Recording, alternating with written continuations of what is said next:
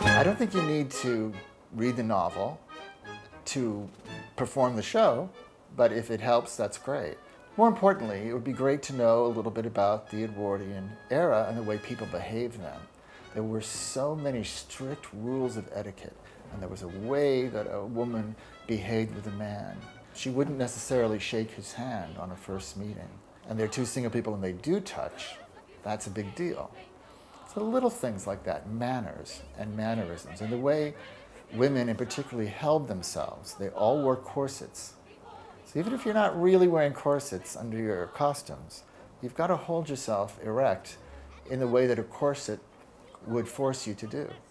For me, and I were putting on a production of the show, I would Google information about Edwardian society and learn a little bit about the times that the show takes place in and the mores and the values and society and the way people behave with each other. I would definitely do that. I think you'd find it fun and it would help you understand who your characters are. The show is very much a 21st century view of the beginning of the 20th century. And in terms of study guides, there are so many ways to look at this to make it educationally satisfying. I mean, the show is it's all about the class system. In fact, a friend of mine said, and I was very proud of this, he said, every single song in the show is really about class. And class, he says, about class. There you go. I cringe when every cobbler or butcher or farmer comes touching my banisters, banging my armor. They finger every finial, they poke your cornerstone. Who'd want to be reminded of what they'll never own? There were so many relevant and resonant themes in the show. I mean, we could still talk about class in 21st century America. You know, certainly, I refer to the show as to us being in a post-racial time. Are we? I mean, that's a bigger conversation, and I think even our rollicking comedy set in England in 1907 to 1909 or so brings up questions that are really relevant today.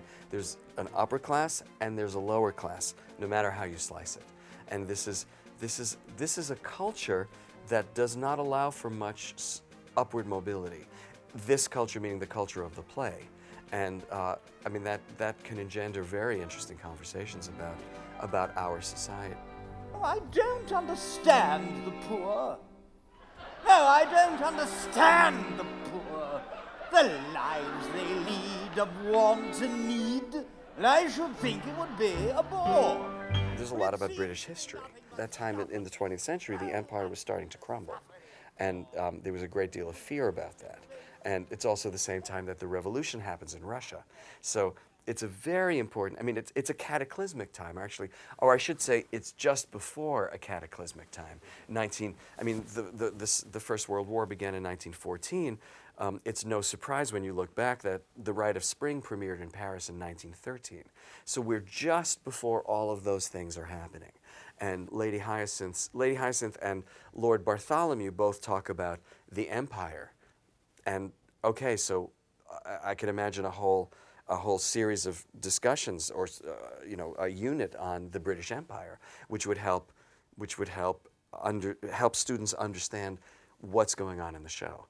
And of course, it's a wonderful vehicle into the arts of that time. I mean, the British Music Hall had a very specific social effect, and again, had much to do with class.